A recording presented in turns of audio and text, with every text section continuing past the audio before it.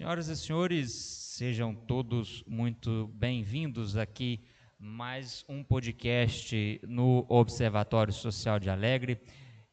Hoje a gente vai estar com a presença do Daniel Suete, que é meu primo, depois vamos falar mais sobre isso.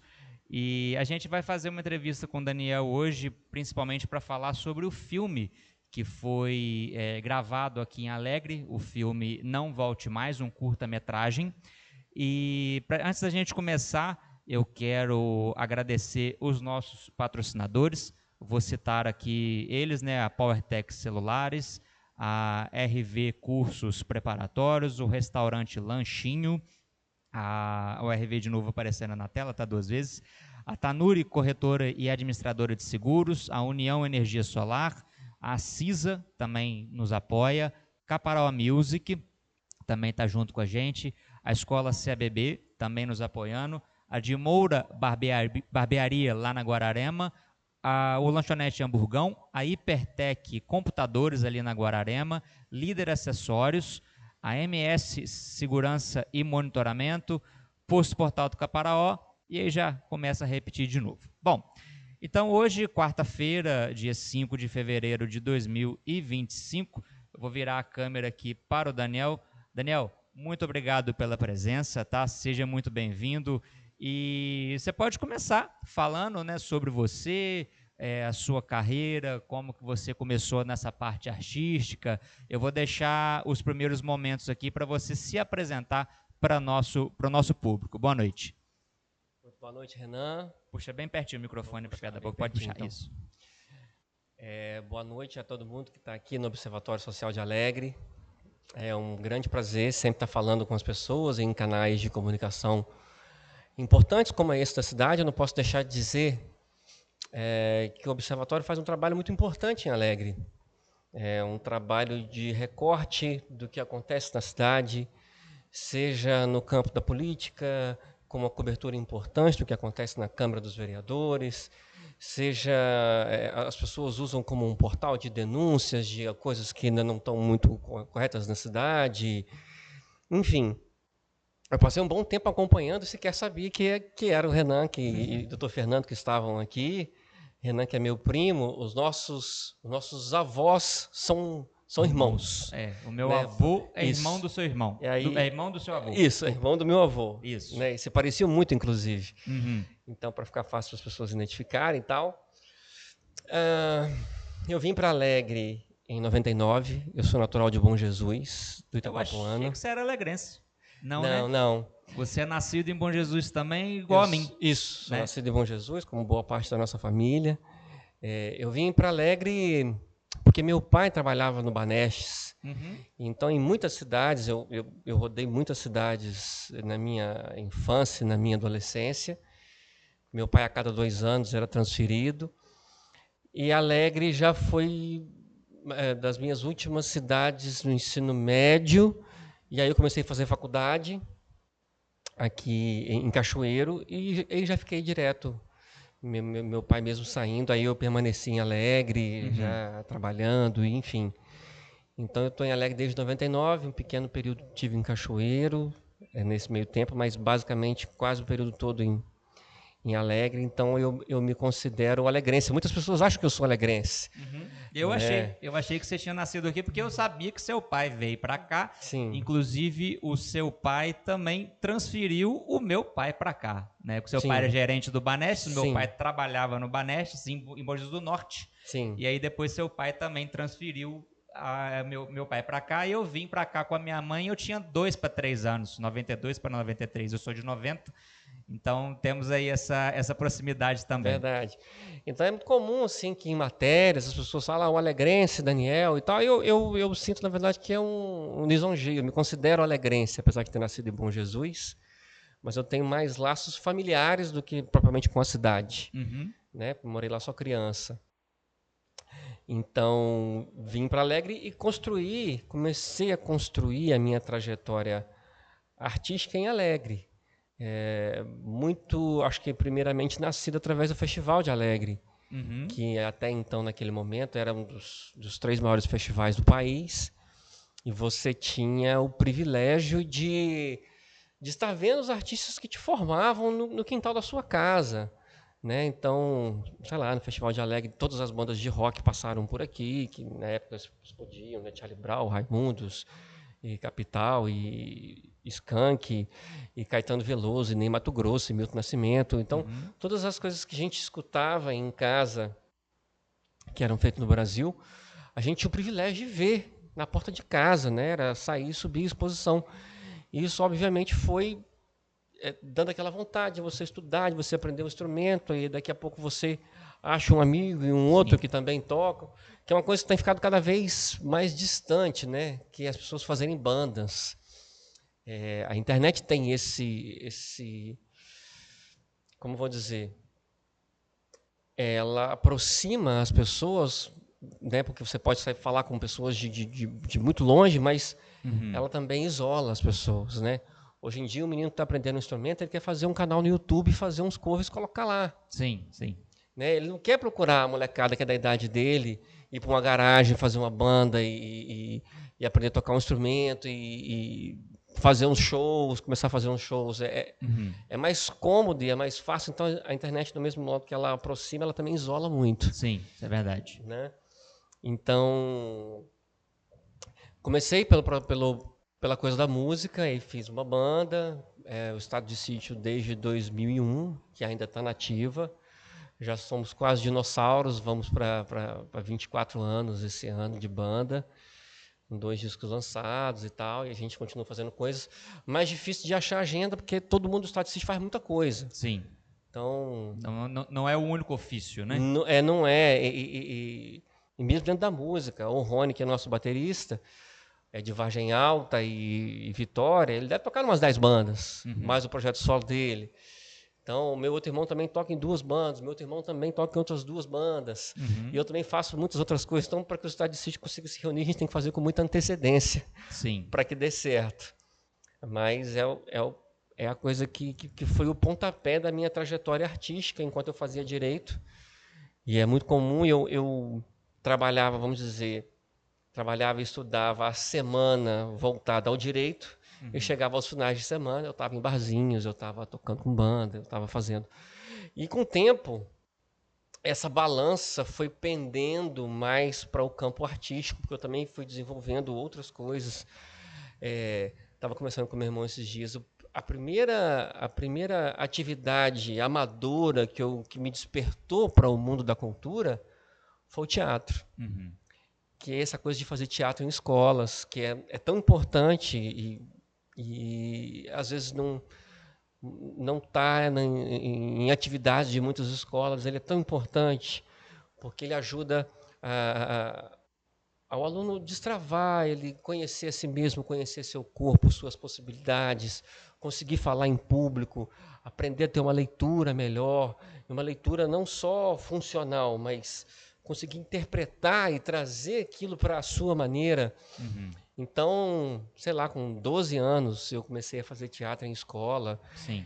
E sempre fui um menino sem vergonha, na melhor das hipóteses, mas de verdade. Então, sempre fui destravado para essas coisas. E aí eu já sou totalmente o contrário. Eu não sei como é que eu tô aqui fazendo esse negócio tô fazendo jornalismo, aparecendo na frente da câmera, uma coisa que eu sempre tive vergonha, mas acabou que foi. Então é isso, como todo ofício, né? Coloca um pintor para pintar uma casa na primeira vez. Ele não vai pintar legal. Né? Ele precisa ser primeiro assistente, ele precisa ver um cara que pinta para ele aprender como é aquela técnica. Sim. E como todo labor, né? Aqui, você fazendo transmissões e tal, as primeiras vezes vai ficar muito nervoso e não vai achar o tom exatamente como é. Como eu lembro também, a primeira vez que eu fui tocar em público, para um público que não era já amigos, foi num Rock da Tarde do Festival de Alegre. Festival de Alegre. Que na época virava Salvador. A rua, você tinha a sensação que você estava em Salvador. Rapaz, como é que era antigamente, né? Eu não, lotava muito, cara. Você levava o centro da cidade não passava Você levava ninguém. 1 hora para poder atravessar o Dr. Vanderlei, né, que é a rua do centro aqui em Alegre, para quem não é de Alegre. E virava aquele mar de gente mesmo. E aí a prefeitura e rádios organizavam um rock da tarde com bandas locais e regionais e tal. E eu lembro que a primeira vez que eu fui tocar, isso 2002, antes de subir no palco, eu estava tão Eu nervoso imagino. que eu não tinha saliva. Então a gengiva, os lábios estavam grudando aqui na gengiva, assim. Eu falei, meu Deus, eu não vou conseguir nem falar, porque não tem saliva na minha boca. De tão nervoso, eu estava tão bem na minha casa, tocando meu violãozinho lá, tranquilo. O que eu vim fazer aqui na frente das pessoas? Me expor para essas pessoas, né? Porque você está em público, um veículo de comunicação, ou Sim. em especial em cima de um palco, que muitas vezes você está para muita gente. Eu acho bem pior do que a câmera. Nossa, aqui você ainda está num. Claro, né, você está num ambiente público, você tem que ter uma responsabilidade com o que você está falando, mas você está Sim. protegido de alguma forma, você está num Aham. ambiente seguro e tal. Pô, num palco, um monte de gente bebendo e gritando e tal. Nossa, a primeira música eu achei que eu ia desmaiar. Aí passa a primeira, passa a segunda, você não caiu, não desmaiou, as pessoas não vaiaram, não mandaram você sair, então você vai continuando, e aí você vai pegando como são as coisas e tal. Então, Só fazer uma pergunta te interrompendo aqui rapidinho. A gente estava citando aqui antes de começar, só para o pessoal ficar sabendo que a gente estava falando, o do show que o Estado de Sítio fez no festival em 2007. Foi a primeira apresentação? não, Não foi. não, foi a primeira apresentação no Festival de Alegre. Uhum. Quando a gente No tocou... no festival foi a primeira apresentação. Sim, no Ah, festival tá. foi a primeira apresentação. Uhum. A gente ali naquela altura tinha 6 anos de banda, tinha acabado de lançar o primeiro disco, a gente estava numa hype legal era aquele momento também que a música capixaba estava muito forte. Sim. Então a Lona Records, que era uma gravadora de Vitória, tinha lançado Macucos, Manimal e Casaca, então tinha uma efervescência que infelizmente se perdeu e está tentando se retomar com a identidade cultural do Espírito Santo em relação à música. E a gente acabou pegando aquele movimento, lançou um disco por essa gravadora de Vitória, e aí um monte de veículos de imprensa vieram atrás da gente. A gente conseguiu esse lugar de tocar no Festival de Alegre. Foi uma realização de um sonho. A gente, provavelmente, a nossa banda começou também em virtude do Festival de Alegre. Sim. Pela influência de estar ali. Então, você está num palco icônico, né? E a estrutura que vem para o Festival de Alegre é o pessoal da Gabisson que faz, que é a maior empresa de sonorização da América Latina. Uhum. Então é o pessoal que faz o Rock in Rio, é o pessoal que faz as Olimpíadas. Então os músicos do país inteiro queriam vir para cá quando tinha festival também de música, né? Uhum. Porque o prazer de você tocar numa estrutura daquela para um público grande e tal já era maravilhoso, né? Então foi uma experiência muito bacana. A Gazeta pontuou a gente como a surpresa do festival e tal. Então... Até citar pro pessoal que eu estava falando com você, né, que eu me lembro desse show, porque eu estava lá com a minha mãe, a gente chegou cedo para... Você nos convidou, na verdade, convidou ela e eu acabei indo junto. Uhum. A gente ficou na grade, foi o show que antecedeu o show do Skank naquela noite. Isso. E aí eu cheguei cedo, fiquei na grade... Assistimos o Estado de Sítio, a banda de vocês terminou, logo em seguida entrou o Skank, atração nacional de grande repercussão, e aí depois do show eu acabei indo embora. Mas eu tenho essa recordação na minha mente, acho legal compartilhar com você aqui em público. Foi um momento importante, assim, pra gente. E aí, enfim, a minha trajetória foi indo, depois eu escrevia para teatro, montei um grupo de teatro aqui. Quando o teatro inaugurou, em 2008... Uhum. As pessoas que já faziam teatro, porque o Procópio Neto esteve uns anos aqui em Alegre e ele arregimentou pessoas fazendo apresentações de teatro nas praças e tal. Eu não participei, mas eu acabei conhecendo pessoas que faziam ali. Quando inaugurou o Teatro de Alegre, eu acabei me juntando com essas pessoas. A gente fez um grupo de teatro. Uhum. E aí, enfim, começamos a fazer projetos, aprovamos um projeto no Estado, fizemos uma peça que era uma comédia, circulamos bastante o Estado, as pessoas acabaram saindo, depois ou casam, ou vão embora, enfim. E depois de um tempo eu retomei essas atividades, montei 3 espetáculos nesses últimos 2 anos, entrei também na literatura e tal, e aí a última cachaça que entrou é essa que está dando um resultado bastante importante. Eu sempre tive vontade de fazer alguma coisa no cinema. E aí eu chamei o pessoal da Global Village, que é de Vitória, Diego Scarparo, que é natural de Cachoeiro. Eu conheci em Cachoeiro, mas ele já estava em Vitória há muitos anos. Vamos fazer um projeto juntos e tal. E ele acabou topando, deu certo, a gente aprovou o projeto. E aí a gente fez o Não Volte Mais, que está dando esses louros aí.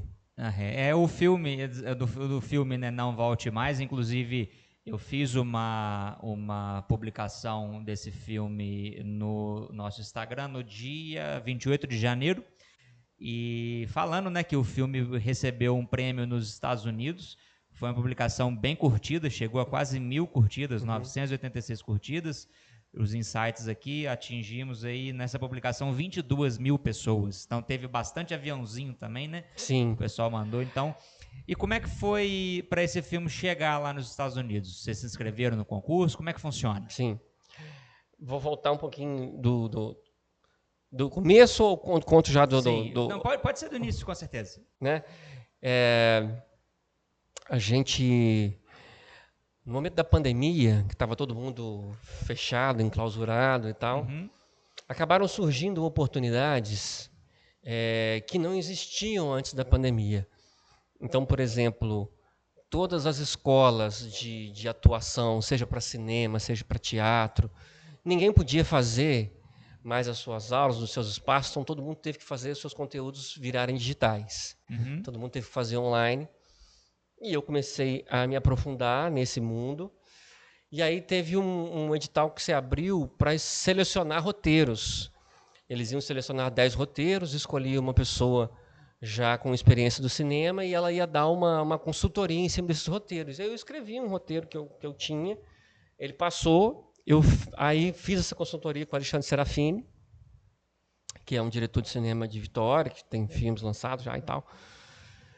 E aí, depois desse roteiro, aí eu me aproximei do pessoal da Global e tal. Vamos fazer o filme.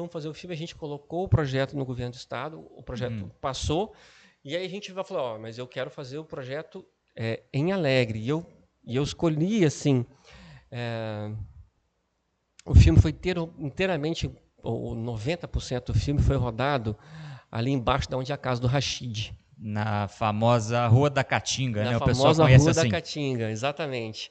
A casa do Rashid era num andar lá de cima, e a gente rodou ali no primeiro andar, que é já uma casa de amigos, que o Ivan Forneron, que é professor, veio para Alegre em virtude de dar aulas no IFES e tal, ele é um cara de São Paulo.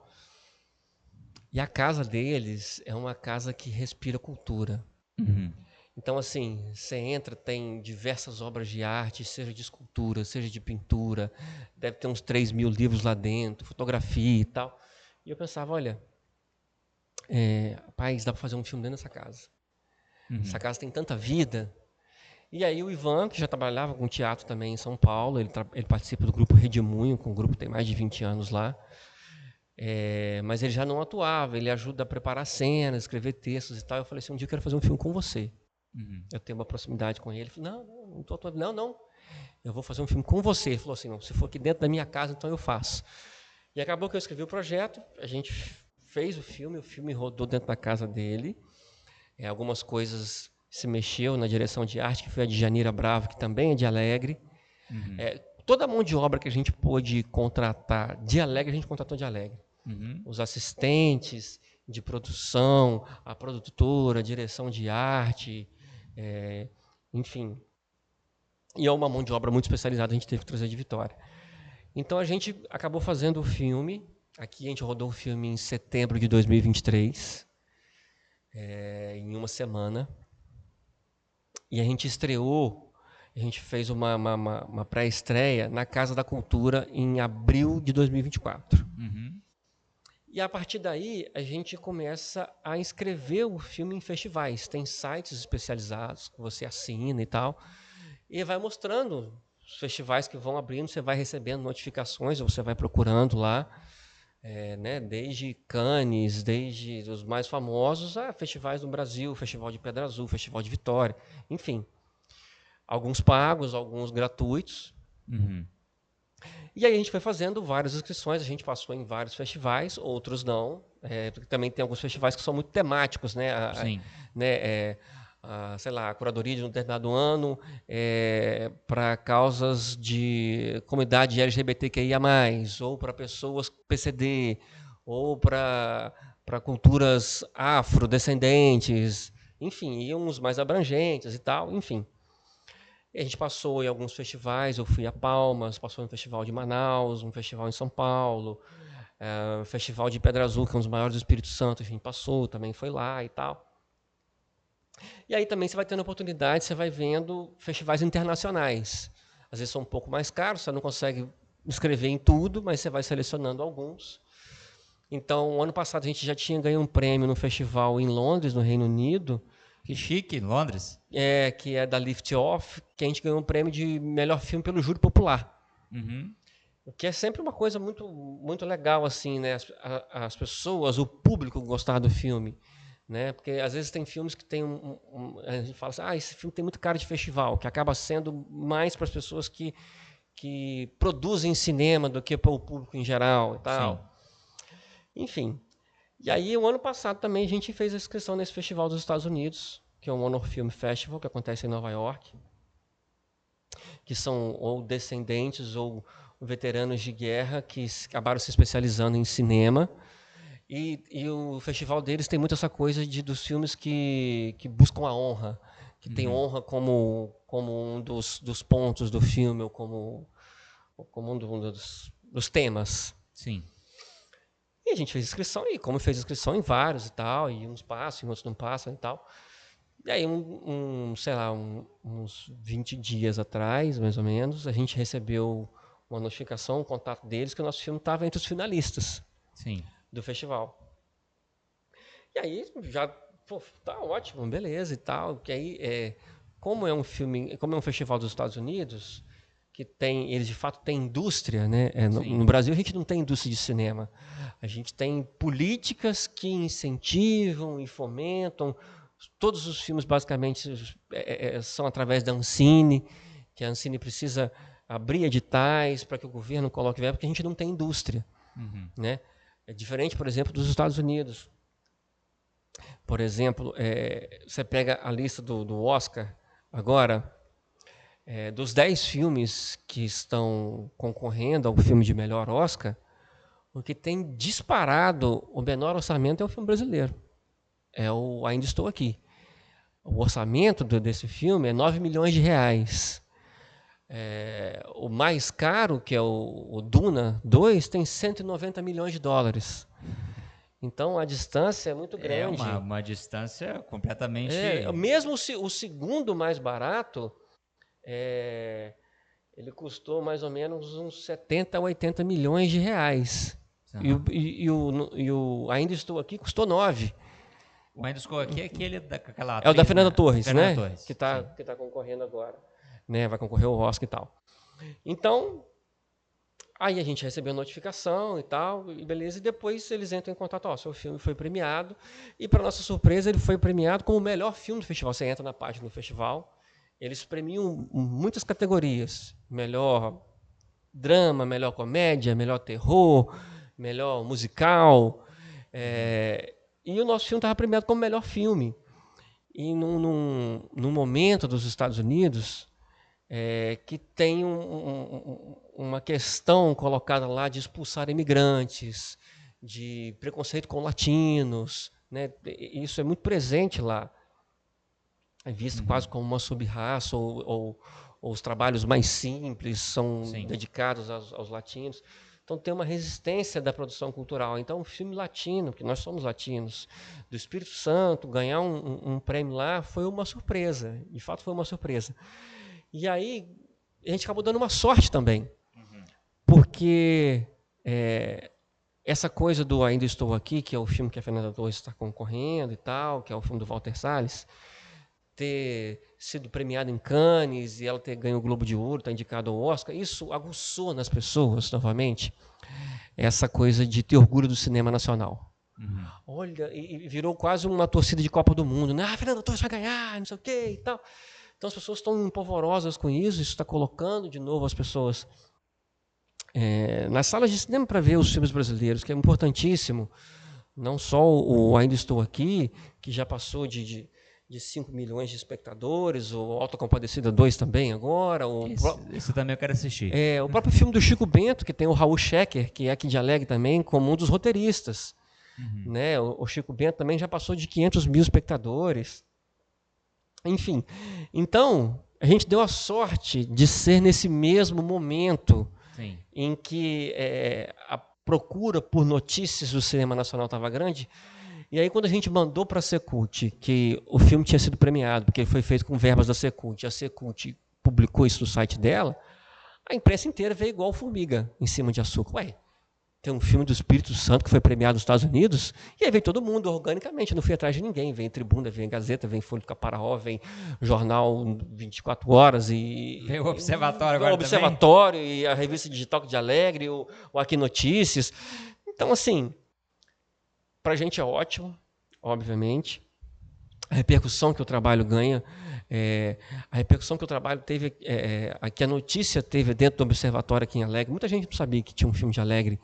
Primeiro, tinha um filme tinha sido produzido dentro de Alegre. Né?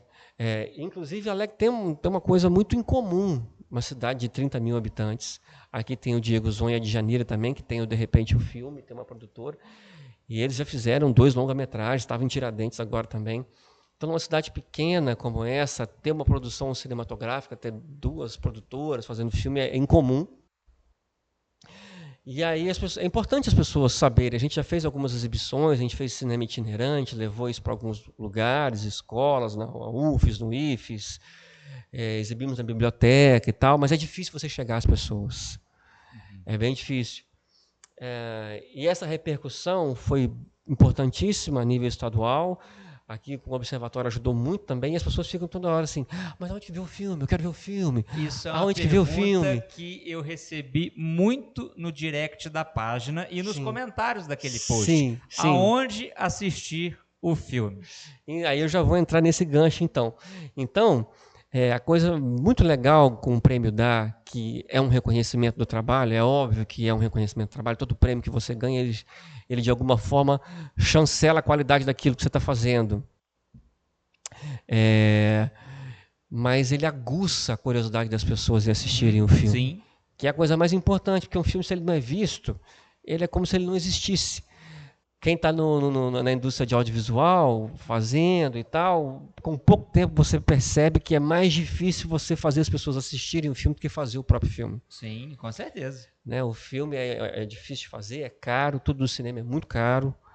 Eu tenho um pequeno conhecimento, principalmente com equipamento, porque eu já trabalhei filmando casamento, como que uma filmadora é caro. Filmadora, câmera fotográfica, microfone, é tudo muito caro. Tudo importado é dólar, né? Então... Sim. Câmeras de cinema, então, a gente trouxe um equipamento de primeira aí, tudo locado, mas essas câmeras custam mais de 100 mil reais. É muito caro. Uma câmera de cinema e tal. Enfim, trouxe gente especializada, técnica para poder ajudar a fazer o filme. A equipe que gravou o filme, os equipamentos vieram de Vitória? Vieram de Vitória, Pessoal de Vitória. Veio de Vitória. Eu me lembro, só te cortando aqui um minuto, que vocês também gravaram uma cena na Dr. Vanderlei, não gravaram? Não foi a gente. Eu vi, passei ali um dia, vi um fechado ali, eu até imaginei que fosse, estou te perguntando agora, eu não sabia. É o Diego Zonha de Janeiro, eles estão fazendo, acabaram de filmar aí um novo longa, que eu esqueci como é o nome agora, enfim, aí eles um dia fecharam o Dr. Vanderlei ali e tal, A gente fez o filme quase todo dentro da casa do Rashid, e a externa que a gente fez foi no asfalto, na saída lá pro café. Ah, tá, aqui na S181. O que sempre fazer uma externa é uma coisa engraçada, difícil, assim, você sai de um ambiente controlado. A gente começou a gravar, que era numa noite, um bicho veio e picou o pé do Diego ficou desse tamanho, e aí toda hora que a gente estava gravando passava uma moto, um carro, o problema não era passar, porque estava numa estrada, faz parte, mas as pessoas ficavam preocupadas com aquilo, que paravam. Uhum. Aí elas falavam, o que está acontecendo? Aí, achava que era um acidente. Então, o que esse povo, esse monte de gente fazendo aqui e tal? Aí, enfim, estragou a tomada, tem que fazer de novo. Mas, respondendo a coisa do filme, quando um filme ele é feito, normalmente ele percorre o circuito dos editais primeiro, e depois a gente tenta desenvolver as outras possibilidades.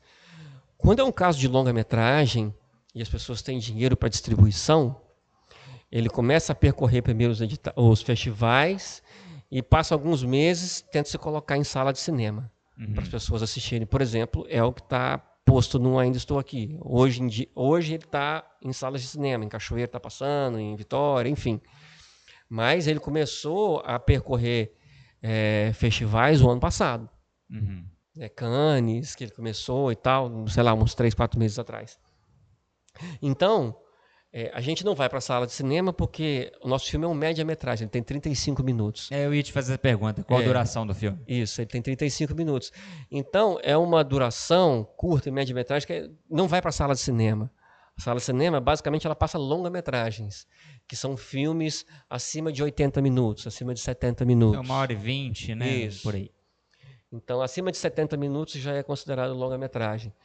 Então, ele não tem viés comercial para entrar em salas de cinema, assim, para entrar para comprar ingresso. Então, ele percorre os festivais. A carreira do filme, que a gente fala, a vida útil do filme, é o ano que ele é lançado, ou seja, 2024, e o ano seguinte, 2025. Então, no ano passado, ele percorreu bastantes festivais, sei lá, uns 15 festivais que a gente conseguiu entrar, porque já é difícil de entrar, porque quando um festival ele abre um edital, olha, escreva seu filme e tal, é gente do Brasil inteiro, via de regra, é gente do Brasil inteiro. Então, para entrar numa grade que vai passar, sei lá, 20 filmes, às vezes inscreveu 5 mil filmes. Para você entrar num festival já é uma coisa difícil. Ser premiado, então... Aí é muito mais complicado. Depende muito, enfim. Então, esse ano de 2025, ele ainda vai estar circulando os festivais, e os festivais, para que você consiga entrar nos festivais, os filmes, via de regra, não podem estar em plataforma de streaming. Porque um festival fala assim, para que eu vou exibir um filme que está disponível na plataforma de streaming? Ele quer uma exclusividade daquilo, assim, o público precisa ir ao festival dele, porque se tiver em plataforma de filme, ninguém vai no festival. Ninguém vai, lógico. Eu vou ver em casa, para que eu vou ver em casa, por que eu vou no festival? Exatamente. Então, a gente acaba fazendo exibições por nossa conta, e exibições, por exemplo, agora em fevereiro, a gente passou na mostra do Sesc Glória, em Vitória. Então, ele vai passar na sala de cinema lá do Sesc Glória. A gente já passou em Cachoeiro, passou em Guaçuí, aqui em Alegre a gente passou algumas vezes, a gente loca em equipamento e tal, e acaba fazendo exibições por nossa conta, que é o que a gente vai fazer também esse ano. Eu até propus, não sei se eu poderia falar isso aqui agora, mas enfim, já estou abrindo, eu propus ao pessoal da prefeitura, da secretaria, para também entrar em contato com os outros meninos que fazem cinema aqui e tal, para quem sabe a gente conseguisse... Não é o ideal, tecnicamente falando, mas colocar um telão em praça pública, colocar cadeiras e fazer uma exibição na cara da cidade, para que todo mundo veja. Sim, né? Seria bem interessante. Sim, tecnicamente não é o ideal, porque quando você está numa sala de cinema, você escuta muito melhor, tem um tratamento de som ali, você está numa rua, fechado, exatamente, acústica. passa um caminhão, não sei o que, você vai perder alguma coisa e tal. Mas eu, particularmente, eu prefiro abrir mão da qualidade técnica perfeita e dar acesso às pessoas ao conteúdo, que acho que é uma forma de retribuir a cidade. É uma forma de você estar retornando à cidade aquilo que você produziu aqui. Eu me formei artista em Alegre, a comunidade de Alegre que me oportunizou fazer as coisas que eu faço. Então eu acho que eu também tenho uma obrigação social de devolver. Sim. Né? Então a gente fez isso já em algumas... A gente já fez umas 4 exibições aqui, em biblioteca, na Casa da Cultura, com o pessoal do Caixão Bom do Horizonte, no IFES, na UFES, enfim. Mas a gente quer tentar ver com o pessoal da Secretaria de Cultura se é possível que a gente faça uma estrutura maior, coloque ali bastante cadeira, ali, talvez na 6 de janeiro, que é o lugar mais central da cidade. Talvez na Praça da Prefeitura fique mais seguro, mas também fica um pouco mais escondido. Fica escondido. As pessoas não vão... Basicamente, quem vai na Praça da Prefeitura é quem tem criança para levar ali no parquinho e tal. Né? Então, se for perguntar a minha opinião, eu preferia que fizesse na Praça 6 de janeiro. que tem um chamariz maior para as pessoas.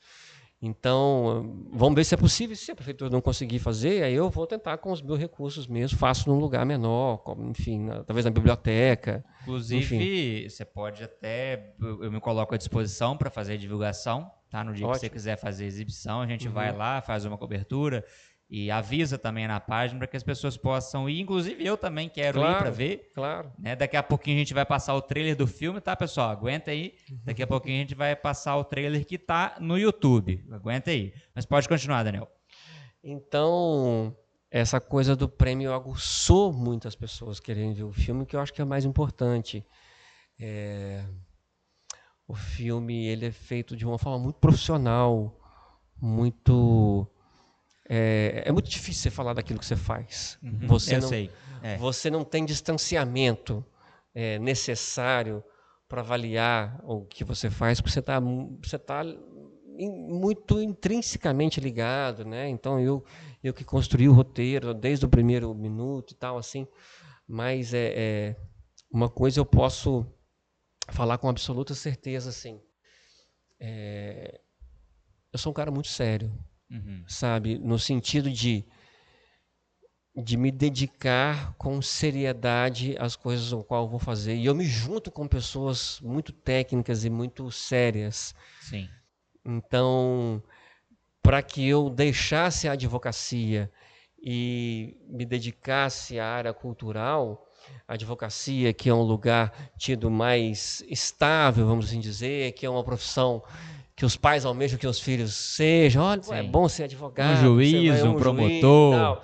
Para você se dedicar à área artística, cultural, que é absolutamente instável, e muita gente acha que é coisa de vagabundo e não sei o quê. Então, para eu fazer essa troca e essa balança, eu não vim para brincar. Lá de cá, sabe? Claro que você precisa, fazendo experimentos, até a gente fazer o filme, eu fiz videoclipes, eu fiz mini curtas menores, eu fui aprendendo a mexer com a tecnologia, e mesmo quando a gente foi fazer uma estrutura maior, eu trouxe gente muito especializada. Então, assim, esse filme só tem 2 atores em cena, mas para que ele acontecesse, a gente tinha que gerir uma equipe com 14 pessoas durante uma semana. E tudo isso é muito caro, porque você precisa alimentar todo mundo, você precisa hotel para todo mundo, você precisa trazer todo mundo, então tem a logística, combustível, local, equipamento, e um set de cinema você não pode perder nem um minuto. É tudo muito cronometrado, a ordem do dia que a gente fala, de tal hora você vai fazer a cena tal, depois tem a montagem da outra cena, aí enquanto isso vai maquiar os atores. Por quê? Porque você paga tudo em diária. Então, perder um dia no set de filmagem quer dizer que você perdeu muito dinheiro. Inclusive, só te fazendo um corte, eu vou citar uma vez que eu estava no Rio e a gente estava em Copacabana e a Globo estava filmando uma externa de uma novela que estava na época, novela das 7, das 8, eu não lembro, e a gente ficou lá de curiosidade para ver o desenrolar da cena. E, assim, eles ficaram cerca de mais ou menos 2 horas para gravar uma cena e, às vezes, sempre acontecia algum erro. Ou o ator errava a fala, ou alguma coisa que estava na mão dele caía, ou alguém passava, ou era o vento. 2 horas para gravar uma cena que na novela durou 30 segundos. Sim. Então, realmente, é uma coisa muito difícil. Você gasta muito tempo para no final aquilo durar 15, 20, 30 segundos. As pessoas não têm, por exemplo, a gente fez o filme com uma câmera só, que já era caro você locar uma câmera de cinema, enfim, já era 2, mas aí beleza. Então, para as pessoas entenderem, muito grosseiramente falando, vamos imaginar que estamos fazendo nós dois uma cena aqui, e você está comendo alguma coisa aí, eu estou comendo alguma coisa aqui. A gente vai fazer essa cena exatamente com as mesmas falas, mas não basta as mesmas falas. O nosso desenho de cena que a gente fala tem que ser exatamente o mesmo. Por quê? Porque eu vou fazer mais takes disso. Então, quando eu vou começar aqui primeiro, vai estar uma câmera ali e vai pegar o nosso perfil. Então, a gente está conversando aqui e tal, não sei o quê, e vai chegar uma hora que você vai falar da sua mãe, e aí eu larguei o talher. Vamos imaginar que eu larguei o talher. Quando for fazer o outro take, aí depois a gente vai fazer um take atrás de você que vai ficar na minha frente, que a gente chama de over the shoulder, ou seja, a câmera em cima do seu ombro. Quando você falar da sua mãe, eu tenho que largar o talher exatamente na mesma hora. É um negócio misericórdia, deve ser muito chato. Então, assim, não basta as falas. Se eu em algum momento mastiguei e fiquei e aí falei uma coisa seguinte, no próximo take eu não posso fazer isso sem mastigar. Tem que mastigar. Eu vou ter que mastigar no mesmo momento e tal, para que depois na edição a gente tenha continuidade. Sim, isso acontece muito até nas grandes produções, né? Os chamados erros de continuidade. Você tem uma cena que a pessoa está com uma coisa na mão e na outra cena a câmera inverteu, o cara já não está com a coisa na mão de novo. Exatamente. Um livro, então, um papel, alguma coisa. A gente tem que ensaiar, não basta só as falas e não basta só as intenções, que a coisa mais importante, obviamente, é ter vivacidade nas suas falas, né? Parecer que aquilo é verdade. O público sabe que você está enganando ele, que um filme, as coisas não estão acontecendo, mas ele não quer perceber que ele está sendo enganado. É enganado, entre aspas, né? Que aquilo é uma ficção. Sim. Ele quer entrar naquela história. Então, para você entrar naquela história, tem um monte de técnicas de interpretação. O Stanislavski enfim, talvez seja o que mais se aprofundou nisso, e eu me filio à escola dele, estudo, enfim. Então, para além da interpretação, esse desenho de cena. Não, se eu levantei na hora tal, eu tenho que levantar na hora tal. Porque depois, senão... o editor tem vontade de te matar. Ele vai falar assim, o melhor take foi esse que estava ali nas costas do Renan, e eu peguei aqui a sua reação. Mas se você não fez a mesma coisa que nos outros takes, você não vai conseguir usar. Eu posso mostrar uma cena de um filme que eu já percebi um erro de continuidade, que você vai ver. Um filme do 007, um filme de grande orçamento de Hollywood, de milhões de dólares, e que tem um tipo de erro desse de continuidade, que eu quero mostrar aqui na tela, só para você perceber. Eu vou colocar o filme 007 Cassino Royale de 2006. O Daniel Craig vai entrar aqui no Aston Martin. Fica olhando. O Daniel tá olhando a cena com a gente. Deixa eu só colocar aqui, ó. Aí eu colocar na tela. Tá vendo? O 007 Cassino Royale. Ele entra no carro, perceba que a porta tá aberta. Sim. Certo? Aí ele vai pegar um envelope ali, pega um envelope, tem uns papéis, aí a câmera vai voltar, olha a porta. Sim. Olha lá, a porta já está fechada e já está em outro cenário. Sim. Não tem nada a ver com o cenário anterior. A cena continua, a porta do carro já está fechada. Ele abre o porta-luvas, tem algumas coisas ali, tem uma arma, continua a cena curta, tem 1 minuto e pouco. Né? Vai verificar... Quando a câmera volta... Olha lá, a porta do carro já está aberta de novo. Sim. A porta do carro está aberta. E ele sai do carro. Entendeu? Para você ver como é que é um filme de grande orçamento, um filme de Hollywood, que existe erros de continuidade. A gente tenta evitar ao máximo que isso aconteça. Para isso, tem um profissional dentro do set que a gente chama de continuista. Por exemplo, se a gente está gravando essa cena que eu supostamente falei, e no dia seguinte ainda tem mais cenas nesse set, que é esse lugar de almoço, vamos imaginar que tem alguma coisa, uma casa, enfim. O continuista, ele fotografa cada coisa do set, cada detalhe, para que no dia seguinte, se alguém tiver tirado alguma coisa do lugar, ou precisou fazer uma outra cena, ou precisou desmontar aqui para poder montar ali o outro e depois vai voltar de novo, para ele voltar exatamente com o mesmo lugar e tal, mas por mais que se tente, a gente é falho e às vezes acontece. O Jô tinha um quadro no programa dele que era erro de continuidade, e o público que apontava. Então tinha erro no Star Wars, tinha erro em Missão Impossível, coisas que você vai pensar assim, que tem, sei lá, equipe de 200 pessoas, mas ainda acontece erro de continuidade. Né? Então, com objetos, às vezes acaba passando, mas o erro de continuidade com o ator, na interpretação, aí as pessoas percebem demais. Percebe muito. Então, o ator ele tem que ter uma disciplina para aquilo que foi ensaiado, por isso que a gente fala que precisa fazer uma preparação de elenco para as cenas. Sim. A gente não basta só bater os textos e tal, mas fazer o desenho das cenas de forma que elas estejam de fato coreografadas. Isso acontece em todo tipo de cena. Sim.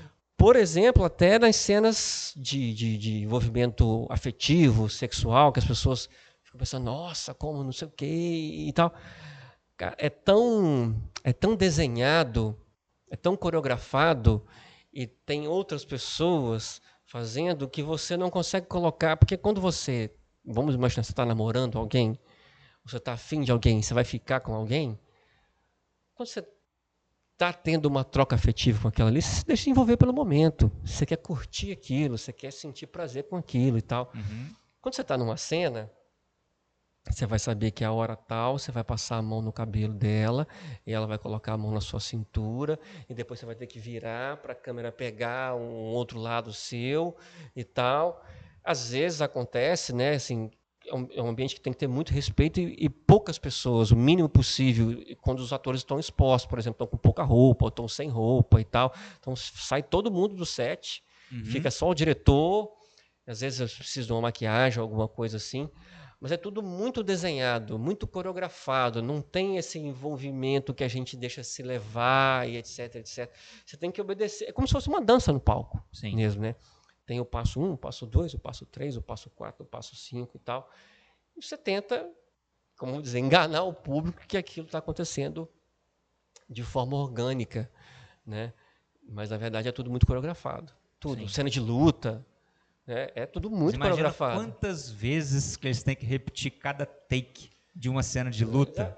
Então, deve ser realmente muito desgastante. Uma coisa que as pessoas também não imaginam, por exemplo, um filme ele não é gravado na ordem que a gente assiste.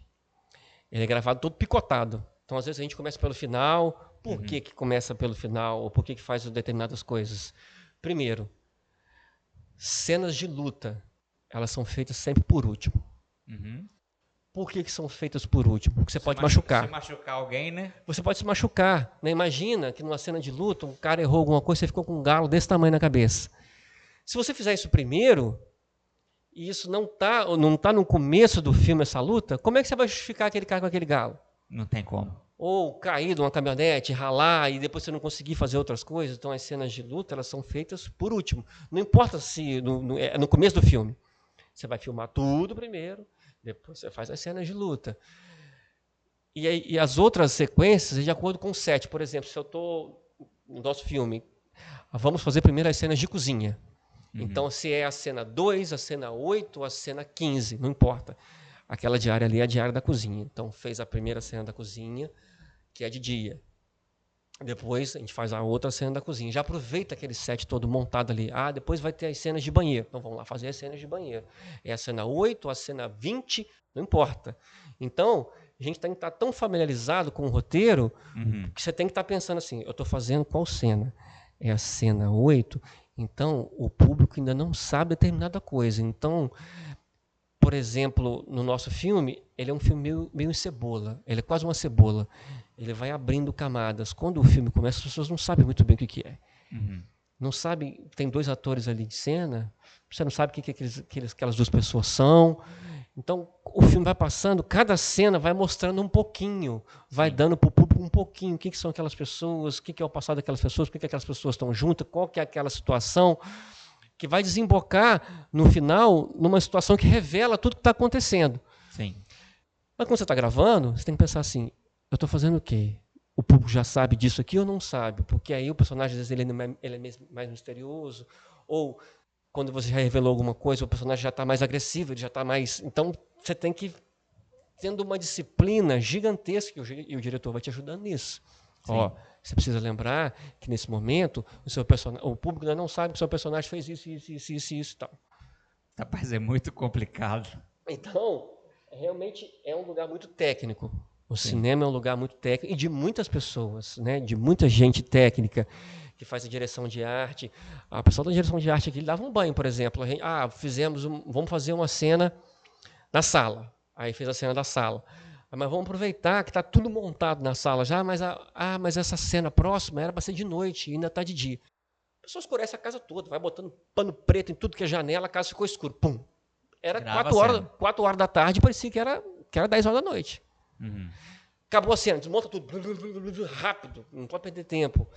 Então, pessoal de maquiagem, tem uma cena que é uma cena que os personagens discutem, e na cena seguinte, ele tá com um machucado, assim, um hematoma. Era tudo maquiagem. Uhum. Acabou que depois, quando a gente fez a última cena, eu de fato machuquei. E eu fiquei com um hematoma parecido com o que estava lá. Mas, como eu falei, a cena de luta, a gente acaba fazendo por último. Sim. Né? Porque justamente se eu estivesse com hematoma, como é que eu vou voltar a fazer a cena do começo com hematoma já? Por que o personagem está chegando com hematoma? Uhum. Ele precisa estar justificado, né? Você não pode jogar uma coisa qualquer no filme. Foda-se, está com hematoma. Não, mas por quê? Ele veio de onde? Qual é o contexto? Né? Senão não fica crível. A não ser que você não queira que o filme seja crível. Ele pode ter uma temática meio pastelão, ou comédia, ou sci-fi, não importa. Mas o nosso caso, que é um média-metragem de drama, e que ele se assemelha ao que acontece na vida real, a gente precisava que a coisa ficasse crível. Uhum. Né? Ficasse o mais próximo possível da realidade. A Flaviane comentou aqui, mas o cinema é uma cachaça. Difícil, mas o set é muito bom. Cara, a Flaviane tá doida pra gente fazer outro, e eu tô escrevendo projeto, vamos ver se a gente consegue fazer outro. Quando você tá no período de gravação, a gente ficou essa uma semana, você parece que você entrou num portal e o mundo lá fora não tá acontecendo. Uhum. O que está acontecendo é o set. Então, você vive quase que 24 horas com aquelas pessoas. Teve dia de gravação que a gente começou 8 horas da manhã e terminou meia-noite, 1 hora. Parando só para... às vezes almoça no próprio set, vem marmita, o pessoal come ali. Então, enquanto uns estão comendo aqui, os outros estão montando aqui, para não perder tempo. É uma correria. E tem um assistente insana. de direção que já faz essa programação toda do horário, que a gente chama de ordem do dia. Então, é igual a Câmara de Vereadores, ordem do dia. A ordem do dia, exatamente. Dentro daquele período ali, parece que o mundo não está acontecendo aqui fora. Uhum. Então, vira um caos, você tem que estar muito concentrado, mas tem uma energia muito diferente. Muito diferente. Quando acaba uma cena que é complicada, por exemplo, e está a equipe toda em volta, que é essa cena que a gente ia fazer, por exemplo, que é externa, que era uma cena difícil, que era para fazer lá na Estrada do Café. Cara, quando acaba aquilo, parece que vem uma descarga e todo mundo se abraça e bate palma. Caramba, deu certo, filmou, ficou bom e tal. É uma cachaça. É uma cachaça. Você fica doido para fazer mais, mas é caro, né? Só para pôr em números. A gente, para fazer esse média-metragem de 35 minutos, na verdade o edital era para fazer curta-metragem, que era até 15 ou 20 minutos, eu não lembro. Então a gente acabou fazendo uma versão mais curta de 25 e tem uma versão que é o filme completo com 35, na verdade. Era R$80 mil para poder fazer. Uhum. R$80 mil no cinema não é nada. É nada, é um... Nada. pingo Quando d'água. a gente faz um longa-metragem de R$1 milhão, as pessoas falam, nossa, R$1 milhão. R$1 milhão no cinema é considerado um filme de baixíssimo orçamento, não é nem de baixo orçamento. É baixíssimo orçamento. Uhum. O Ainda Estou Aqui, que é o filme da Fernanda Torres, é considerado um filme de baixo orçamento, que é de R$9 milhões. Porque o segundo que está no Oscar, que é o mais barato, custou 80. Esse custou 10 vezes, 10% do que o segundo, que é o Anora, eu acho. E o Duna lá, então, que é $190 milhões. Eu não vou saber fazer essa conta em reais aqui agora, vou multiplicar isso por 6. Mas 200, ela vai dar quase 1 bilhão, vai dar 800, se fosse $200 milhões, arredondando, né?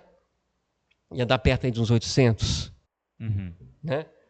Então, enfim, também não sou... Mas deu para entender o que eu estou querendo dizer. Sim, é claro. Né? O então, dinheiro é uma conta astronômica. Exatamente. Então, assim, R$80 mil para você filmar em 4 dias, ele faz assim, ó.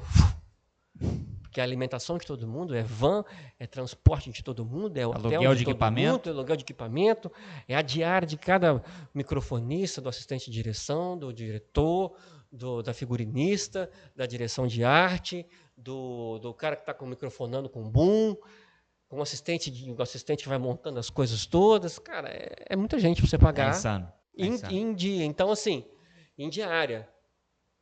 Então você tem que fazer o dinheiro. Por isso que não pode perder tempo num set. Tem que errar o mínimo possível para agilizar. Para você cumprir aquilo e para que o dia fique inteiro cheio. Uhum.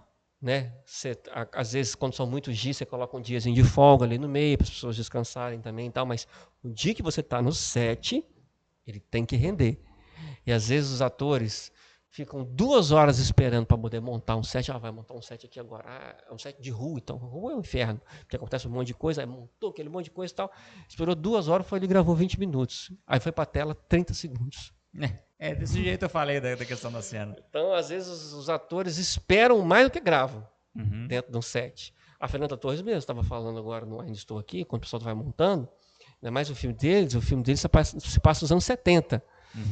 Então você tem que ter um trabalho de arte gigantesco. Quando vai para a rua, tem que ter aquele monte de carro antigo. O Walter Salles era esse grupo de pessoal que tem carro antigo.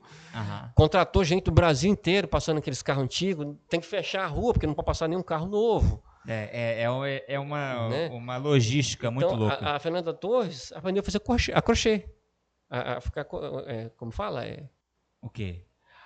Enfim, fugiu o verbo, mas a Fernanda Torres aprendeu a fazer crochê de tanto tempo que espera. Ah, tá. Sabe? Então ela falou assim, eu tive que desenvolver um hobby para não ficar ansiosa, esperando aquilo ficar pronto, e eu manter minha cabeça preenchida. Então ela começou a tricotar. É o que eu estava dizendo. Tricô. Tricotar, então faz bolsa, faz um monte de coisa. Você espera muito. Espera muito. Tem mais uns comentários aqui. Tem o comentário Fábio Abdala 993. Entrevista top, parabéns. A escola CBB, minha mãe, né? Orgulhosa de você. Ele foi meu aluno na primeira série. Ela sempre fala, é verdade. Aí, depois comentou de novo aqui embaixo, orgulhosa de nós dois, que eu também fui aluno dela, né? Então, mais um comentário. Mas aqui, eu tenho uma pergunta para te fazer. Você dirigiu o filme e atuou. Sim. Como que é a experiência de dirigir e atuar ao mesmo tempo? É coisa de gente maluca. Eu sei, é porque eu me lembro daquela novela Senhora do Destino, o Wolf Maia. Ele era ator na novela e ele também dirigia. Sim. E isso às vezes eu me perguntava, cara, como é que deve ser dirigir e atuar ao mesmo tempo? No meu caso foi um pouco mais fácil, porque eu co-dirigi. O Diego Scarparo, que é da Global Village, ele também dirigiu o filme. Então, como eu fazia, por exemplo, tem o Celton Mello também fez um filme que chama O Palhaço. Um filme muito bonito, que quase foi o filme brasileiro do ano, que foi para concorrer ao Oscar, mas ele acabou não indicando o Oscar. E você vê os bastidores, é bem engraçado. Ele está na cena, fazendo e tal, ele fala, corta, aí ele vai ver, tal, isso aqui, tal, aí, volta, ação, tal, tudo dentro da cena. No meu caso, eu já... Não teve só você de diretor, né? Isso, teve outro rapaz teve também. outro, a gente fez uma dupla de direção. A gente já tinha conversado tudo sobre o filme, como a gente queria as cenas, como seriam os tons e etc. Quando a gente ia para a cena, o Diego comandava de fora, ele que dava o corte, ele que dava a hora de entrar e tal. Acabava, então, ele falou, cortou. Eu saía da cena, e isso é muito difícil, você tem que desligar aquele botãozinho do personagem que está ali. Aí eu saía da cena, ia para o monitor, deixa eu ver como é que tá. Assim, assim, assim, assado. E aí eu já discutia com ele. Rapaz, não ficou bom. Ou isso pode ficar melhor. Tanto eu falava, quanto ele falava. Então eu batia essa bola com ele, aí ligava o botãozinho de novo do ator e voltava para a cena. De novo, e aí ele dava o comando. Som rodando, não sei o que rodando, ação. Fazia, de novo, depois vinha e voltava. Então você tem que ter um estado de concentração muito grande para que você consiga fazer isso. Mas eu tinha um olho fora da cena, que era o Diego. Eu confio muito no Diego, a gente é muito parceiro. Então, ele também já estava vendo, e às vezes ele já dava um toque antes de eu ver, olha, isso, acho que pode ser assim, pode ser assado, ou vamos explorar isso aqui melhor e tal. A gente já tinha discutido com a direção de fotografia, que é o cara que comanda a câmera, como iam ser feitos os takes. Algumas coisas você acaba tendo umas ideias dentro do próprio set, né?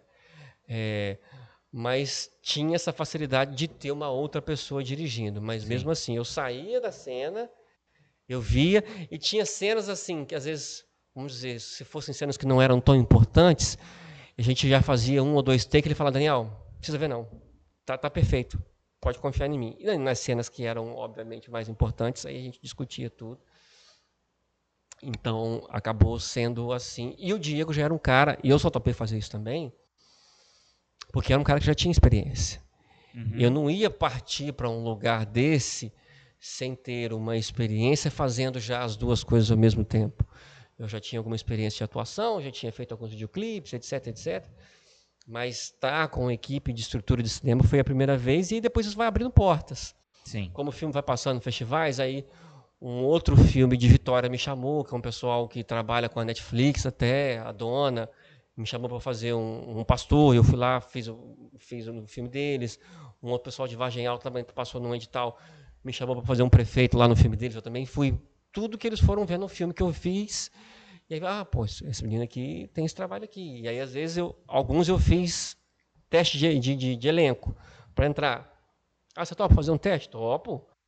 E aí, a maioria dos testes hoje em dia é tudo online. Você grava com o seu celular mesmo. Eu prefiro do que eu... Você não precisa ir lá para... Não.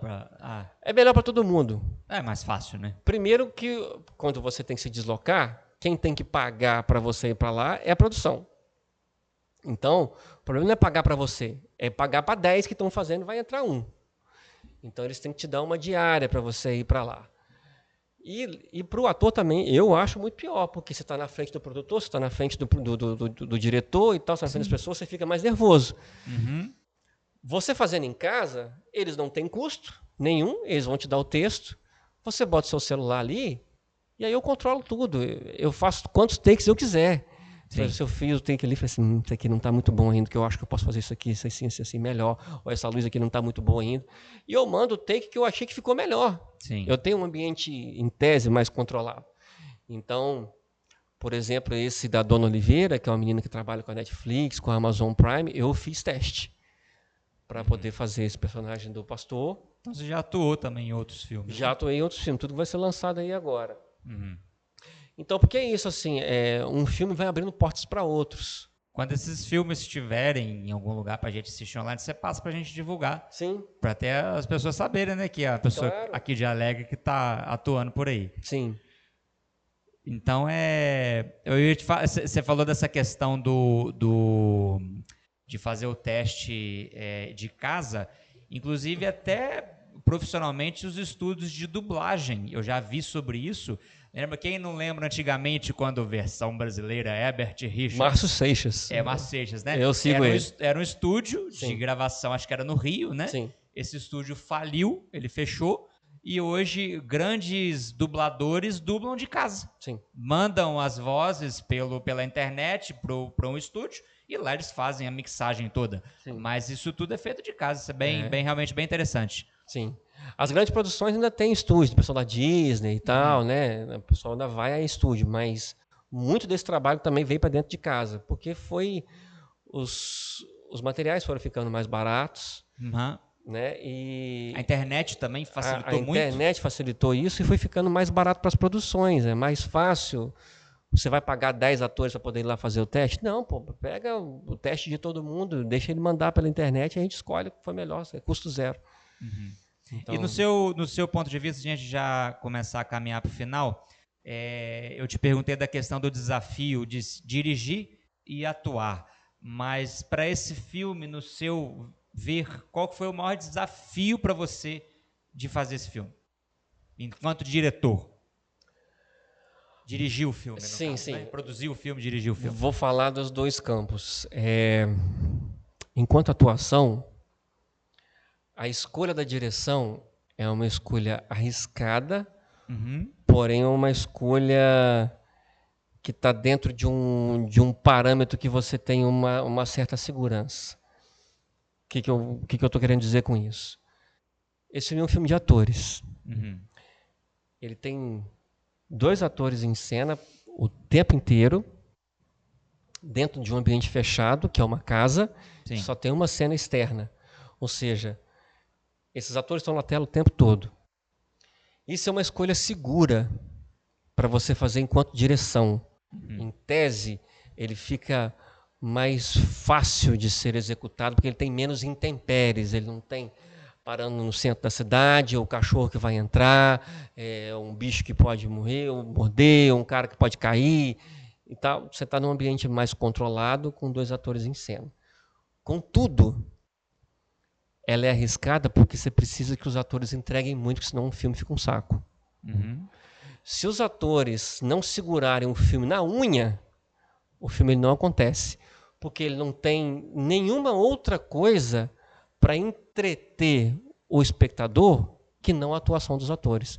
Ele não tem um carro passando, ele não tem uma explosão, ele não tem qualquer outra coisa que vai chamar a atenção do espectador para coisas que dão um alívio, ou que você gosta de ver, etc. Ele está focado na atuação dos atores. Sim. Então, e eu já tinha uma relação de muita proximidade com o Ivan, que é o outro ator, que é um grande ator. Ele fala assim, não, eu não sou ator. Eu falo, não, você é um grande ator. Porque ele hoje em Modesto. dia, ele só praticamente monta cenas, ajuda a preparar os atores. Ele não está no palco mais, ele não gosta de estar no palco mais. Uhum. Mas ele tem todas as ferramentas que um grande ator tem, o domínio de voz, a impostação, a respiração. Enfim, quando vocês virem o filme, vocês vão ver que eu não tô falando gratuitamente. E eu tinha uma relação de proximidade com ele e a gente pôde ensaiar na casa muitas vezes. Então eu tinha confiança que essa relação dos 2 personagens, os 2 atores iriam segurar Uhum. a batata quente. Então, enquanto direção, isso facilita, porque você está num lugar e tal, que é controlado e só tem 2 atores, não tem mais gente. E quanto mais gente você tem, mais difícil é de controlar, porque são mais possibilidades de dar errado. Sim. Então, enquanto direção, tinha essa dificuldade de fazer as 2 coisas ao mesmo tempo, que era difícil e era a minha primeira experiência fazendo um filme com equipe de cinema maior e tal.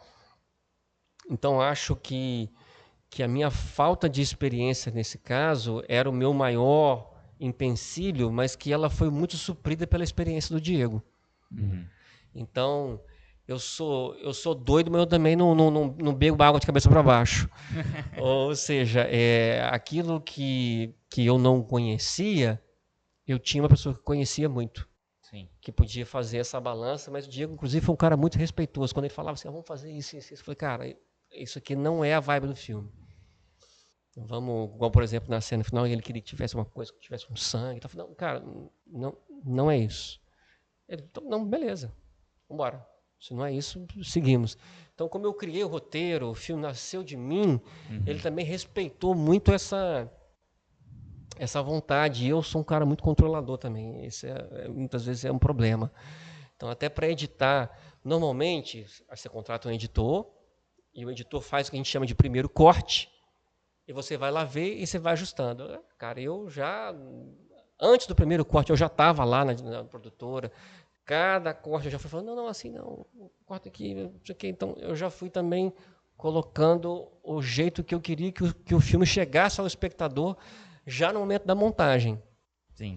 Isso pode ser uma boa coisa quando dá certo, mas você também se assume um risco gigantesco. Sim. Né? Então, enfim, mas eu acho que o filme está cumprindo bem o seu papel, ele está fazendo uma trajetória bonita, uma carreira bonita. A gente tem, todo mundo que participou, a gente tem muito orgulho do filme, que ele de fato, ele é um filme tecnicamente muito bem feito, muito bem realizado. Você não olha e fala assim, esse negócio aí... Não, o filme, se as pessoas vão gostar ou se não vão gostar, e aí já vai muito da particularidade de cada um. Tem gente que adora filme de suspense, tem gente que detesta. Tem gente que adora filme de comédia, tem gente que detesta.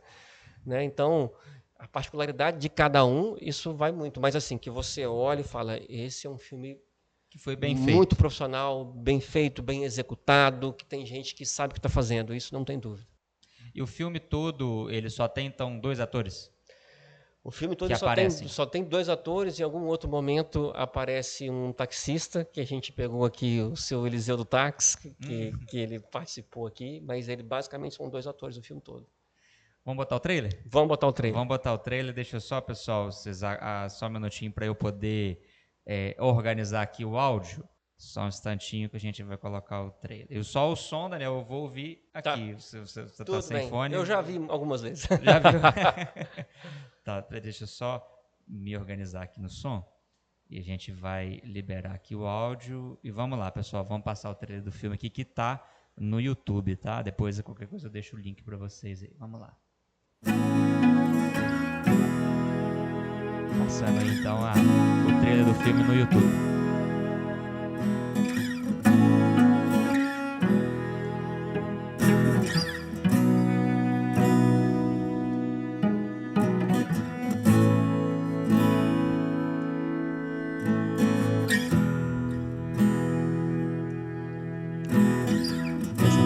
Toca no fundo também é uma música feita pelo meu irmão, ela está presente no filme, em parceria com Haroldo Sampaio,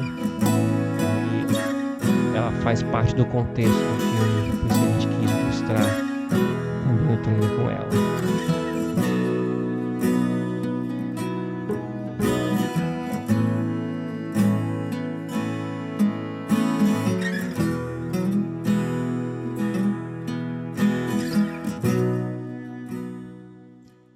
Tá aí então o trailer do filme exibido para vocês que estão nos assistindo.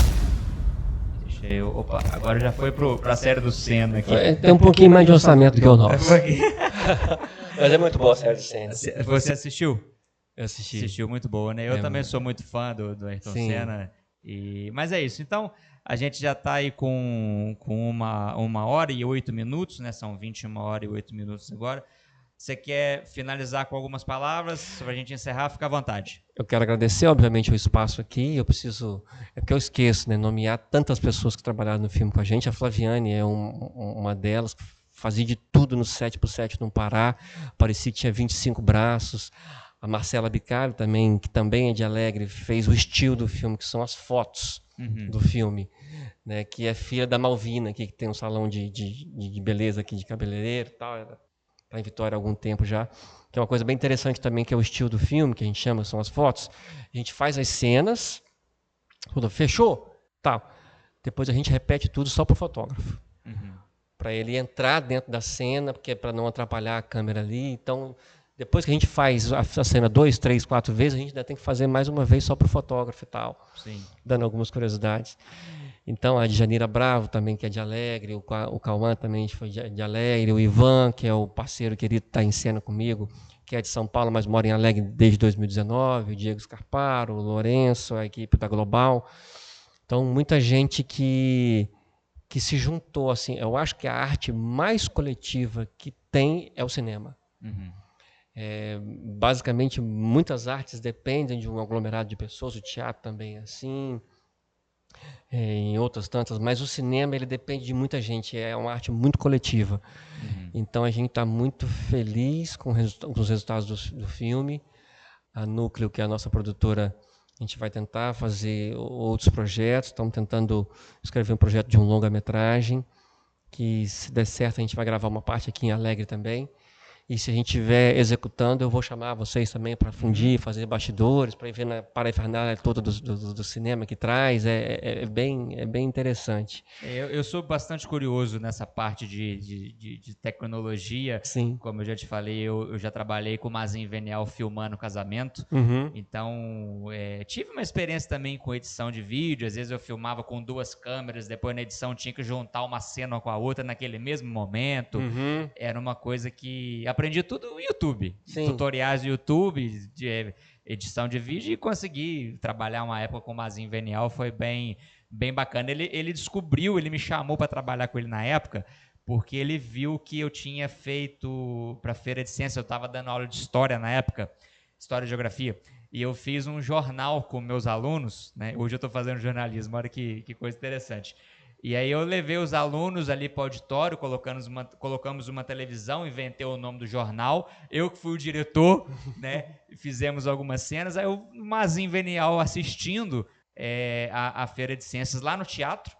Aí ele falou, quem que fez a edição? Eu falei assim, eu.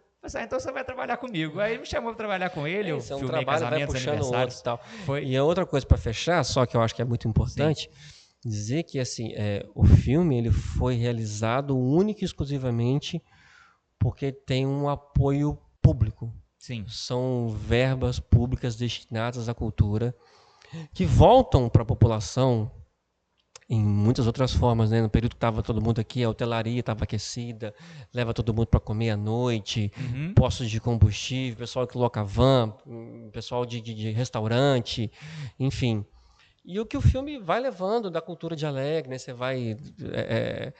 Cada grãozinho que o filme conquista, a gente sempre está com, poxa, um filme de Alegre e tal, meu irmão está trabalhando em Vila Velha, chegou um pessoal, aqui, você viu aqui, rapaz? Um filme de Alegre aqui que foi premiado aqui e tal, o pessoal estava vendo na Gazeta, na tribuna, e falou, rapaz, eu conheço tantos pessoal de Alegre que é até meu irmão. Então, a gente vai levando o nome da cidade também, a produção que é feita na cidade, e isso é um dinheiro que é dinheiro de impostos, que retorna para a população, que os artistas têm o direito de ter um trabalho digno, estava todo mundo bem remunerado, todo mundo executando um trabalho muito profissional e que volta agora para a cidade em torno do filme e o aquecimento dessa economia criativa. E a gente tem um orgulho de dizer que o filme foi todo feito em Alegre, que a grande maioria das pessoas que estavam trabalhando no filme ou são moradores de Alegre ou são nascidos em Alegre. Então, isso é importante para que a gente entenda que esse dinheiro destinado à cultura, e que muitas vezes se misturou muitas coisas, muita gente fala muita coisa que não, de fato não é o que acontece. Sim. Mas são editais que o governo do estado abre, como a prefeitura de Alegre também abre, editais menores, enfim, para que os artistas consigam fazer os seus trabalhos e devolver isso para a sociedade, seja em forma de um show, seja em forma de um filme, um livro que você escreve. E isso vai marcar sempre a cidade e normalmente enche as pessoas de orgulho. Quando você está vendo um filme, você fala, caramba, ali é a rua que eu nasci, cara. Isso é bacana. Nossa, era aquela cidade e tal. Poxa, quem que não se sente massageado, fala assim, poxa, você se sente pertencendo àquilo. Sim. Isso não tem preço, né? Então, acho que é importante dizer que foi um edital do governo do estado através de verbas públicas que financiaram o nosso filme e outros tantos. O CBB mandou aqui parabéns. A Flaviane, família Suete é cheia de artistas. Família Suete é cheia de gente doido. Só um pouquinho só. Mas então tá, pessoal. Daniel, vamos encerrar por aqui. Eu quero mais uma vez te agradecer, tá? A presença, desejar sucesso. Quando você for exibir o filme aqui Alegre, me chama, eu quero assistir. Claro. E a gente vai divulgar aqui também na página para as pessoas de Alegre poderem ir aonde ele for exibido aqui dentro da cidade. Claro. Tá bom? Faremos sim. Só despedindo então dos nossos seguidores. Pessoal, só relembrando a vocês que esse podcast vai ficar depois no YouTube, tá? Ele está sendo gravado aqui, depois eu vou subir ele para o YouTube. O YouTube é mais fácil de lidar porque o Instagram ele limita os Reels em até 15 minutos. Então nós estamos aí com 1h15, eu ia ter que particionar isso em várias partes. O YouTube sube o vídeo com 1h15, não tem problema nenhum. Então, agradecer aos nossos patrocinadores, a nossa audiência e mais uma vez, Daniel, muito obrigado, tá? E sucesso, felicidades e tudo de bom para você. Obrigado a todo mundo. Valeu, pessoal. Um abraço. Valeu, um abraço, gente. E se Deus quiser, na semana que vem a gente volta aí com mais o outro podcast. Semana que vem, ou daqui a 15 dias, eu vou mantendo vocês informados aí na página, tá bom? Muito obrigado, um abraço e boa noite a todos vocês.